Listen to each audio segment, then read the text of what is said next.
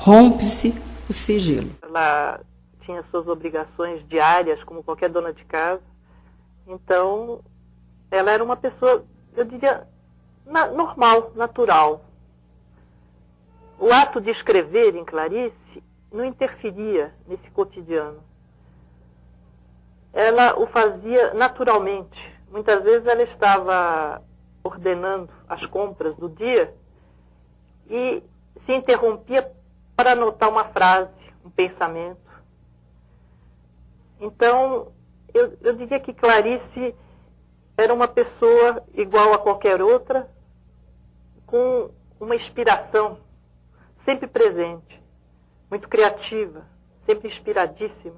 A primeira publicação de cartas de Clarice foi organizada por Olga Borelli, no seu livro Clarice Lispector, Esboço de um Possível Retrato. Pela primeira vez, isso é muito importante, abriam-se as portas da intimidade de Clarice. A gente fica conhecendo como é que a Clarice escrevia. De madrugada, tomava Coca-Cola, tomava café, aquelas manias, né? Que todo mundo tem. A gente ficava conhecendo as da Clarice pela primeira vez. Em 70, ela conheceu a Olga Borelli. E passou a ser sua colaboradora para anotar, datilografar textos, condição que permitiu a Olga manter durante 8 anos, se a gente conta de começo de 70 até dezembro de 77, né? Um contato próximo com a produção literária da amiga.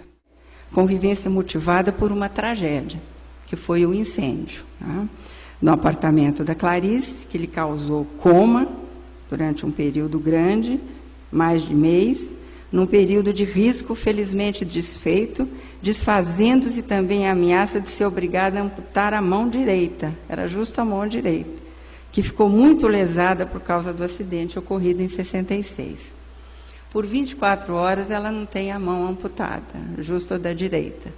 E depois o Pitangui fez vários enxertos da perna na mão para tentar reconstituir, mas mesmo assim ela ficou mutilada, né?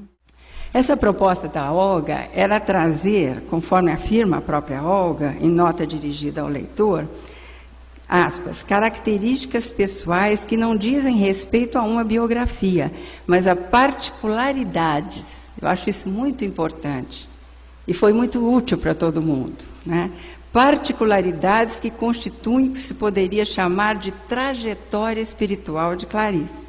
É uma visão sintética do que seriam as linhas marcantes de sua vida, apreendidas através de episódios por vezes insignificantes, mas que se constituem fonte de informação para aqueles que desejam conhecer um pouco mais da sua personalidade. Essa é a postura da Olga em relação àquilo que ela propõe no livro dela.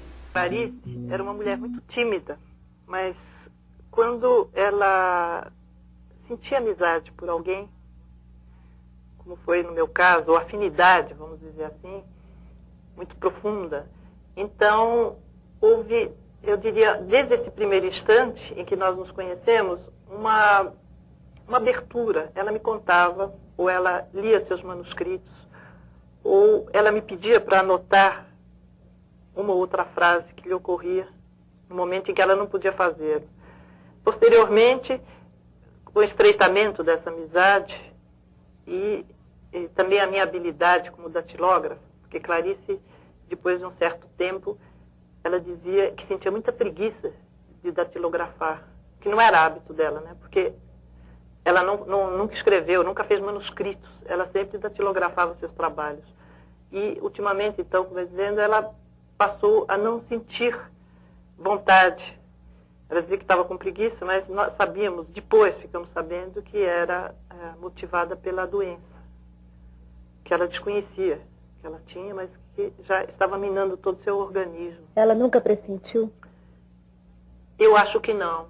Apesar dela, em quase todos os seus livros, ou pelo menos nos últimos livros, ela abordar muito a morte, quase como uma obsessão, né? E falar muito em Deus, em êxtase, e descrever, inclusive, a morte, eu tenho a impressão que não.